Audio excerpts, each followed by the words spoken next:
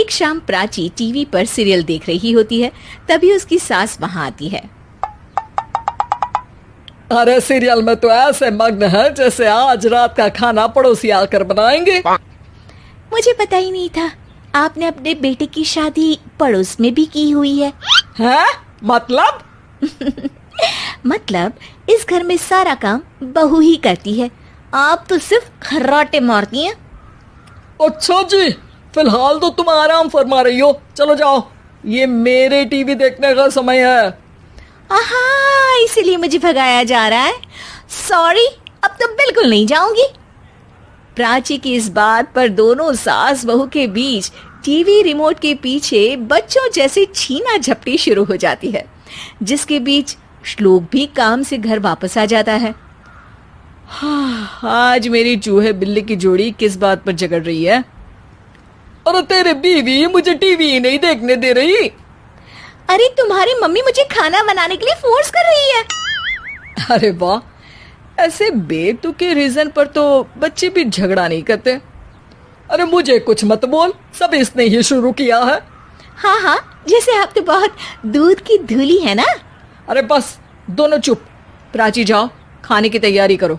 और माँ तुम छोड़ो, तुम्हें क्या बोलूं, शांति से अपना सीरियल देखो, मुझे दोबारा लड़ने की आवाज सुनाई नहीं देनी चाहिए। ऐसा बोलकर श्लोक वहां से चला जाता है, जिसके पीछे पीछे प्राची भी कुछ न कुछ बड़बड़ाते हुए रसोई में चली जाती है। हाँ हाँ, सासू जी को तो कुछ बोलेंगे ही नहीं, बस मुझ पर ही हुक्म चलता है, खाना बनाओ, जैसे मैं इनके घर में खाना बनाने के लिए आई हूँ।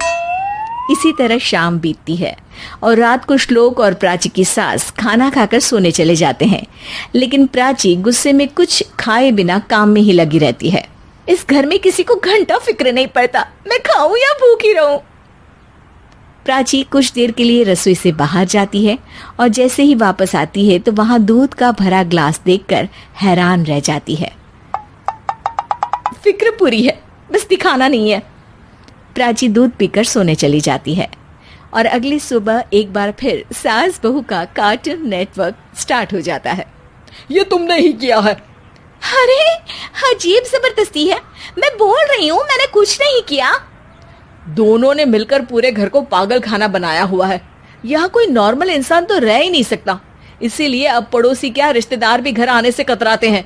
और सुन बेटे, तू भी चंगा, तेरी माँ भी चंगी, तेरी बीवी भी चंगी, रिश्तेदार। हाँ जी, आपको नहीं पता क्या, गंगाधर ही शक्तिमान है, रिश्तेदार ही। हाँ हाँ, बस समझ गया।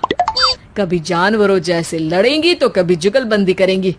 भाई मैं आप दोनों के बीच में नहीं फंसना चाहता।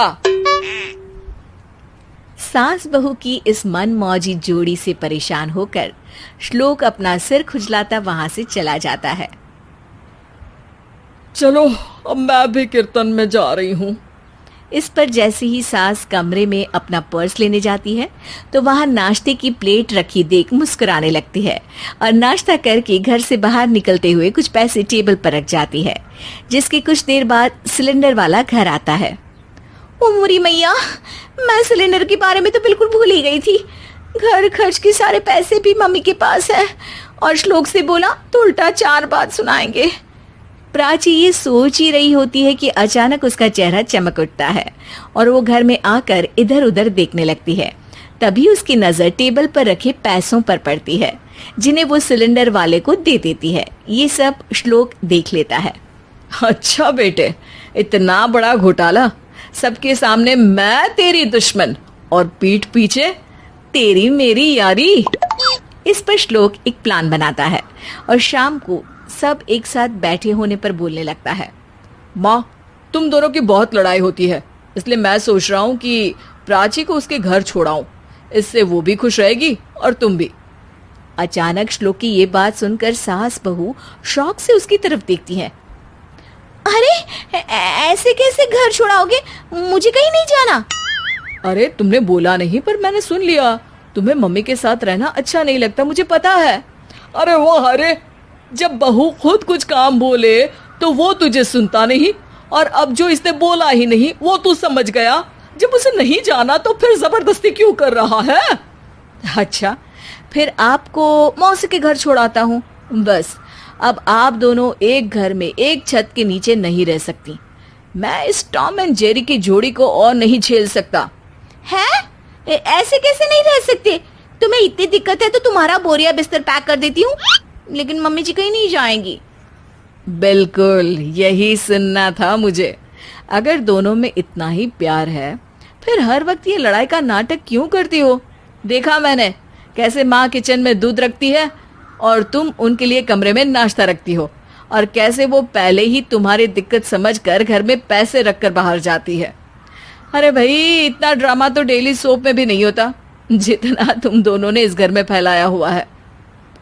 तू हमें टॉम एंड जेरी बोलता है ना, तो याद कर वो दोनों भी एक दूसरे को बाहर वालों की बुरी नजर से बचाने के लिए हमेशा सबके सामने लड़ते थे, लेकिन अकेले में दिक्कत के समय मदद भी तो करते थे। बस हमारा रिश्ता भी कुछ ऐसा ही है। और वैसे भी अगर सास बहू में तू मैं नहीं होती तो दुनिया वालों को कहानियां कैसे मिलेंगी?